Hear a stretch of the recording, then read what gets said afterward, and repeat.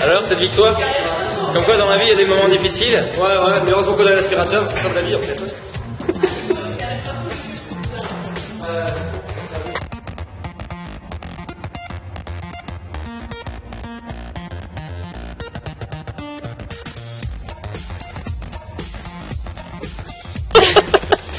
Moi je suis bureau. Alors si vous deviez vous présenter allez, 5 mots. Ah, c'est une très bonne question. L'un et l'autre. L'un présente l'autre. Ah, d'accord. Alors, Sophie, joyeuse, entreprenante, active.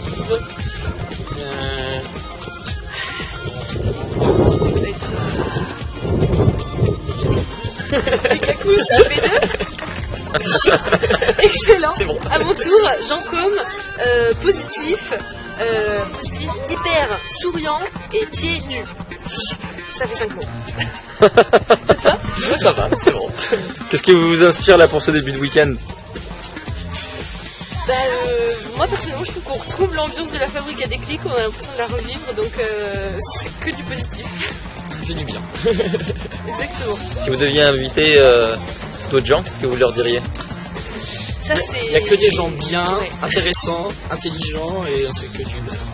Je crois que je suis happé. Ça marche. Vas-y, cours. Cours. Cours. Non, je crois que c'est bon. C'est bon? Ok. Bon alors, un dernier petit message pour ceux qui nous regardent, pour nos auditeurs. Rapprochez-vous là, vous êtes trop éloignés, c'est pas assez collectif. Voilà. Ça sent l'amour. Kirkar, Voilà. fabrique à déclic love. Ici et maintenant.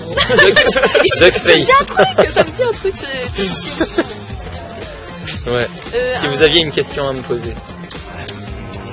Et toi, qu'est-ce que ça t'inspire, puisque tu n'as pas vécu la fabrique à déclic 2015? Pilote. D'accord. Tu veux que je réponde alors du coup? Oui, Ah bah ça nous D'accord. intéresse, ouais. Bah, vas-y. je te file. Alors, ce que ça m'inspire, c'est l'énergie collective. Je pense que ça, c'est très important. J'en parlais à l'une de nos collègues là, qui est psychanalyste, et je lui disais que les parents enseignent aux enfants parfois et assez souvent les mauvaises habitudes. Par exemple, moi on m'avait appris à m'isoler quand il y avait des problèmes, des souffrances, des maladies, à ne pas en parler. Le fait d'être dans un esprit collectif, ça nous permet de ne pas rester seul et de s'isoler dans son problème, mais déjà d'en parler, et surtout d'en parler non pas en tant qu'un problème, mais comme une situation difficile pour laquelle il y a une résolution. Et ça m'inspire.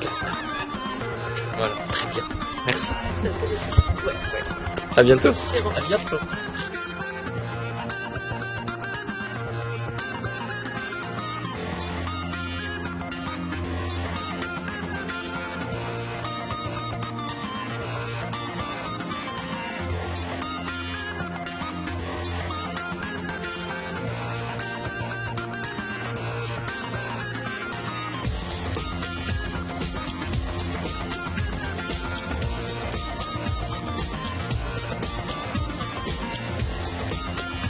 Oh, salut à tous. J'ai démarré la caméra sans le vouloir. Eh bien, il va falloir improviser. Allons-y. Je vais faire cette vidéo-là de 60 secondes à 180 secondes pour exprimer quelques points à chaque fois de ma journée. D'abord, ce qui me rend heureux. Donc aujourd'hui, ce qui me rend heureux, c'est de m'asseoir quelques minutes avec moi-même et de réfléchir à toutes les actions que je peux mettre en place pour améliorer ma vie. C'est l'une des activités que j'aime le plus. Je le fais parfois le matin, parfois le soir, souvent le soir, un bon moment de réflexion. Une situation que j'aime aussi, c'est me lever très tôt le matin. Je me lève tous les matins entre 4h et 6h et aller marcher dans la nature. Pourquoi? Parce que ça me donne de l'énergie. Ça me permet aussi d'être serein avant de commencer la journée et d'engager les actions que j'ai prévues. Et la sensation que ça me procure, c'est une sensation c'est difficile à exprimer, cette paix. Et aussi l'étonnement face à la nature. Là par exemple on est en hiver et je vois en plein phase du soleil, c'est pour ça que j'arrive presque pas à voir la caméra. Et il y a une brume très légère qui s'élève, c'est avec ce soleil qui vient effleurer l'eau. Donc la brume, la forêt, les oiseaux, les animaux. J'ai un ami qui me disait hier, ça manque d'animaux, mais en fait si on fait bien attention et qu'on est là au bon moment, c'est-à-dire le matin, c'est rempli de chants d'oiseaux. Voilà, donc ce qui me rend fier, c'est de pouvoir me lever tôt le matin et de faire cette promenade. Je suis tout seul dans ces réflexions, tout seul dans ces promenades, puisque peu de gens sont aujourd'hui aptes à réaliser ça. Je suis fier de ça et ça me donne du courage de me dire que je suis apte, que je suis capable de réaliser des choses. Voilà. Ensuite, de la reconnaissance, voilà. J'ai aussi face à moi-même de pouvoir réaliser ces choses, mais aussi une grande reconnaissance par rapport à cette nature que je vous laisse regarder. Il me semble que la nature est une sorte de métaphore absolument positive de tout ce que l'on peut vivre dans ce monde est absolument extraordinaire. Vous voyez le reflet des arbres dans l'eau, la brume qui s'élève. Il y a tellement de facteurs qui jouent les uns avec les autres ensemble qu'il serait presque impossible de les déterminer dans leur ensemble, leur globalité, même si on a une conscience très éveillée. Et ce qu'on peut faire, c'est profiter du moment ou de l'instant qu'on est en train de vivre, parce que c'est peut-être le dernier. Pourquoi ? Peut-être parce que on se rend compte alors que la chose la plus précieuse que nous avons, c'est ce temps qui passe, et au-delà de ce temps, c'est de ce que l'on comprend et du sens qui nous est offert. Voilà, ça c'était pour la partie philosophique. Et donc voilà, on vient de passer les 3 minutes, c'est bientôt 4 minutes. C'est une excellente journée. Je souhaite de vivre chaque jour avec beaucoup de motivation, une attitude qui est sans cesse régénérée, avec de la nature, avec de nouvelles habitudes que vous allez mettre en place peut-être. Ça sonne un peu développement personnel ce que je vous dis, mais ça fonctionne très très bien. Vous devriez essayer, même les plus petites actions. Concentrez-vous sur ce qui vous inspire, les choses qui vous donnent de l'énergie, et essayez d'amplifier ça et de changer votre rapport au monde, aux choses, aux gens. Et c'est ce que je fais chaque jour, et c'est le désir que j'ai de m'améliorer chaque jour dans cette action-là qui fait que je n'abandonnerai pas. Je n'abandonnerai pas, même dans les situations difficiles, parce que il est fort probable que malgré le froid, on puisse sortir, que malgré la fatigue, on puisse écrire, que malgré tout ce qui peut se produire comme souffrance, de douleur, etc., on puisse quand même réaliser les choses. Et ça, j'en suis non pas convaincu, mais je suis en train de le vivre. Et je vous souhaite de le vivre à votre tour. À très bientôt.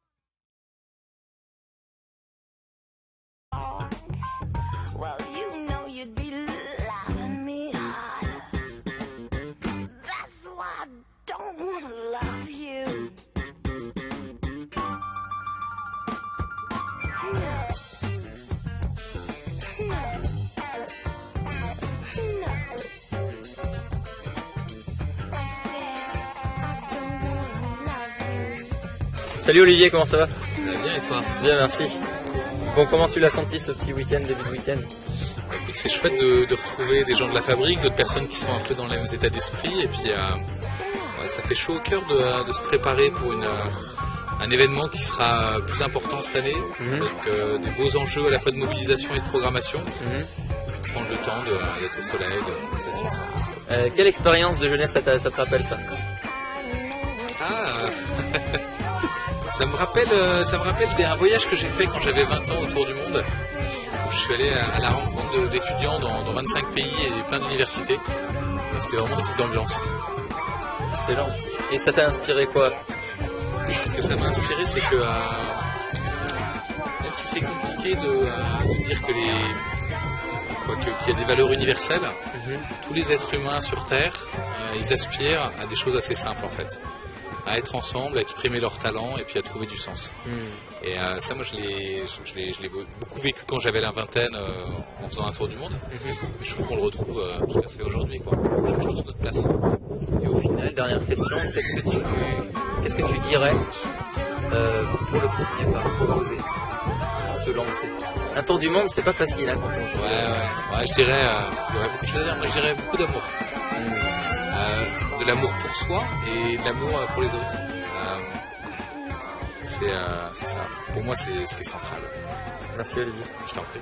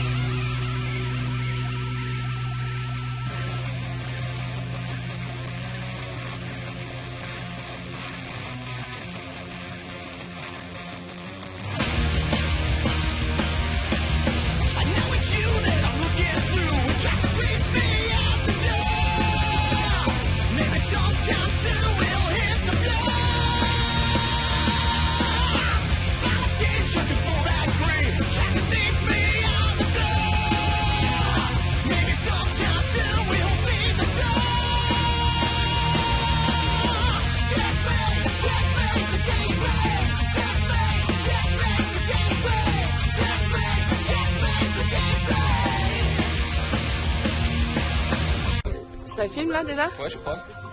Ça filme? Alors, ah oui, ça fait 3 secondes. Vous allez écouter un conte. Vous êtes prêts? Vous avez déjà des têtes comme dans un conte.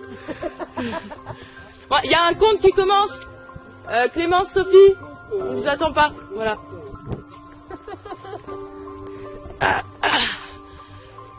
Vas-y, on peut faire un zoom et tout? Ouais, tu peux faire tout ce que tu veux. Voilà, mais c'est génial. Allez, c'est parti. Alors, c'est un conte, je vous propose soit de voler ta liberté, qui est en poème, en prose, soit la petite étoile qui avait peur de la nuit. Ah, Anne, t'as décidé pour tout le monde. Super, vous êtes d'accord? Alors, c'est un conte qui est de Dan le conteur, colporteur de mots et très cher ami. Tu peux nous montrer la couverture? Bien sûr. Donc il a un nouveau livre qui vient de sortir. Il s'appelle La communauté des sots et je vous invite à aller voir ce spectacle. Des millions d'étoiles peuvent éclairer le ciel. Si elles sont séparées, elles n'éclaireront toujours que la nuit. Mais leur luminosité concentrée donnera naissance au jour. Un jour, une petite étoile brille. Ou plutôt, elle ne brille pas, justement parce qu'elle est en plein jour. Elle ne peut pas lutter, ne peut pas se comparer à la lumière du soleil qui éclaire tant. Et la petite étoile est triste parce qu'il y a bien longtemps, peut-être quelques siècles, peut-être quelques années, peut-être quelques jours, peut-être quelques minutes ou peut-être quelques secondes. Enfin, ça n'a pas d'importance parce que le temps n'existe pas au pays des étoiles. Il y a bien longtemps donc, elle a rencontré une autre étoile qui s'appelle l'étoile du berger. Et l'étoile du berger lui a expliqué le rôle d'une étoile. C'est d'aider les gens à trouver leur chemin. La petite étoile est triste, car elle a tant à donner aux autres. Et personne ne fait attention à elle. D'ailleurs, personne ne la voit. Elle est invisible dans la lumière du jour. Et la petite étoile est très triste, car elle ne veut pas aider. Elle ne peut pas aider les gens à trouver leur chemin. Elle décide d'aller voir une vieille étoile pleine de sagesse et lui expliquer pourquoi elle est si triste. Je ne peux aider personne à trouver son chemin. Personne ne me voit. Qu'est-ce que je dois faire? Lui demanda-t-elle. La vieille étoile sage la regarde en souriant. Si tu veux vraiment aider les gens à trouver leur chemin, il existe peut-être une solution. Pourquoi ne pas entrer dans la pénombre, dans la nuit? Mais la petite étoile n'a jamais quitté le jour. Elle ne connaît pas la nuit. D'ailleurs, c'est bien la première fois qu'elle entend parler de cette nuit. C'est quoi la nuit? Demanda-t-elle. La vieille étoile lui indique une direction. Va par là, lui dit-elle. Et quand tu la rencontreras, tu la reconnaîtras. Et je la reconnaîtrai comment? Je ne sais même pas à quoi elle ressemble la nuit. Tu la rencontreras, tu la reconnaîtras, justement parce que tu ne la connais pas. Allez, va. Et la petite étoile part dans la direction que lui a indiquée la vieille étoile sage. Elle voyage pendant très, très longtemps, pendant des siècles, pendant des années, enfin, je ne sais pas exactement, car souviens-toi, le temps n'existe pas au royaume des étoiles. Enfin, au loin, elle aperçoit quelque chose. Elle se dit, ce doit être la nuit. Elle ne comprend pas ce qu'elle voit.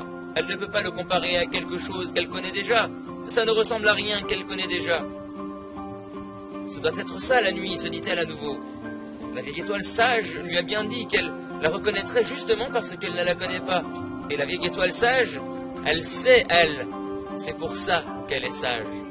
La petite étoile avance prudemment. Elle est quand même méfiante, mais la vieille étoile sage lui a dit d'entrer dans la nuit pour pouvoir aider les gens. Elle s'approche et arrive au bord de la nuit. C'est bizarre, elle ne voit rien, elle n'a jamais rencontré une chose pareille. Elle commence à avoir peur, parce qu'on a peur de ce qu'on ne connaît pas. Elle se rappelle de nouveau les paroles de la vieille étoile sage. Elle veut vraiment les aider. Alors elle pénètre dans la nuit.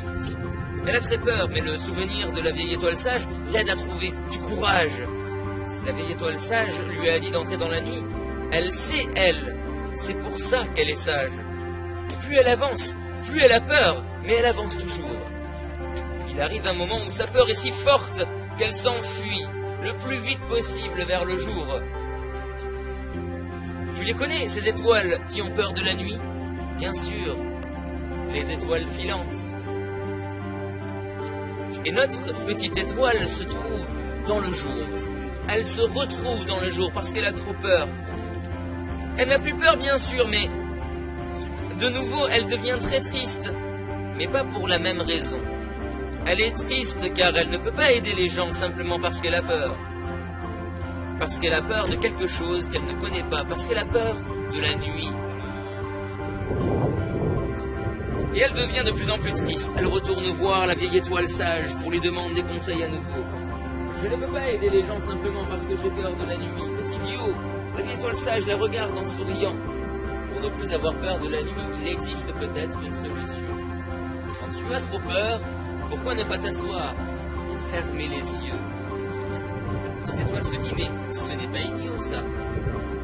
Elle part dans la direction de la nuit, confiante. Elle ne sait pas depuis combien de temps elle voyage. Le temps n'existe pas au pays des étoiles, mais quand elle arrive au bord de la nuit, elle est toujours confiante. Elle n'a plus aucune raison d'avoir peur maintenant. Elle connaît la nuit, du moins, elle sait à quoi elle ressemble. Dire qu'elle est rassurée, c'est beaucoup dire.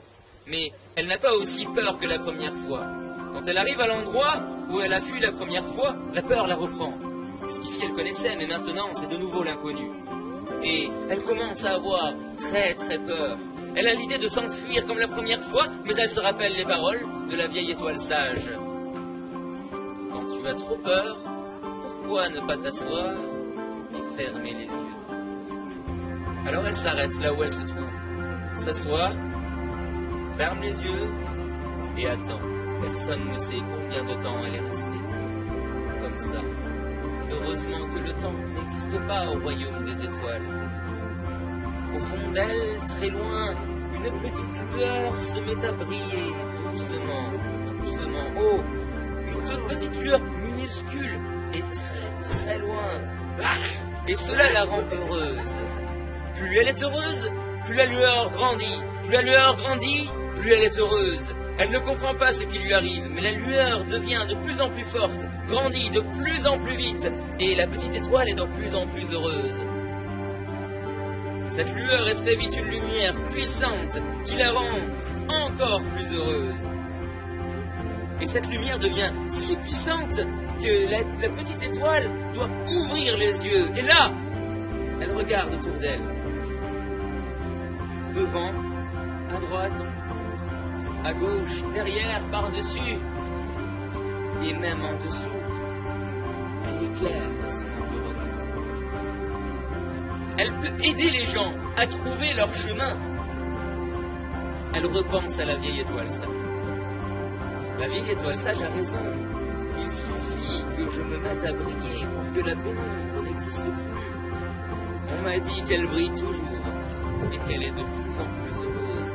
Si toi aussi, parfois, tu as peur, si tu as l'impression de ne plus pouvoir aider les autres, essaie, assieds-toi, ferme les yeux, observe au fond de toi, et qui sait, peut-être qu'une petite lueur, mais ça, c'est une autre histoire.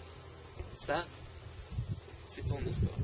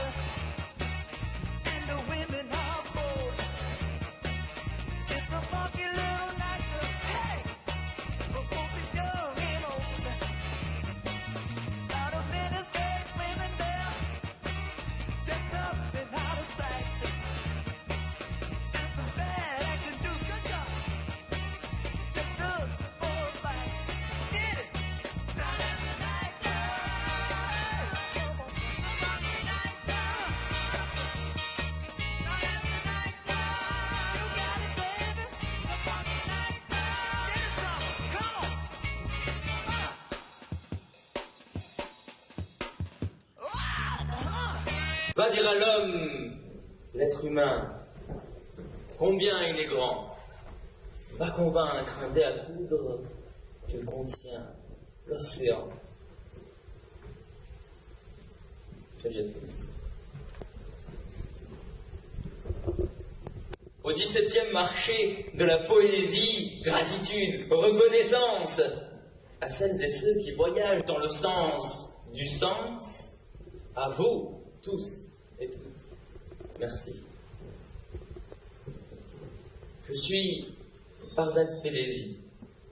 Je gis, oublié, enseveli, tel un cadavre, certes, et surtout tel que vous, telle une graine qui porte la vie.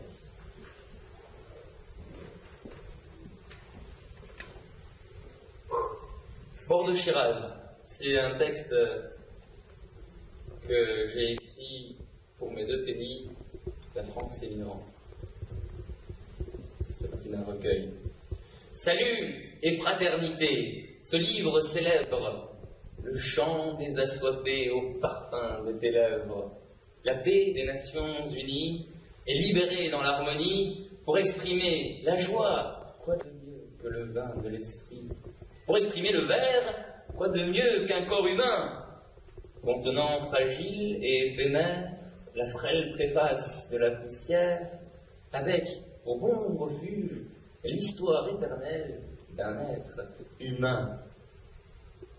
Si l'être ne s'habillait pas d'humain, sap et vigne ne seraient rien, et des branches aux racines, il n'y aurait au monde pas de vin. Sans l'être, pas de vin. Sans humain, personne pour boire. Sans être, pas de vue. Sans humain, personne pour voir. Et qui donc a écouté quand mon âme a crié, aujourd'hui, livre et l'ivresse se sont mariés.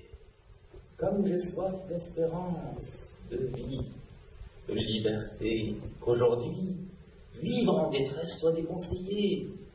De l'Iran à la France, et vice-versa, je témoigne d'une vie que le maître de la danse versa dans le souffle d'un esprit.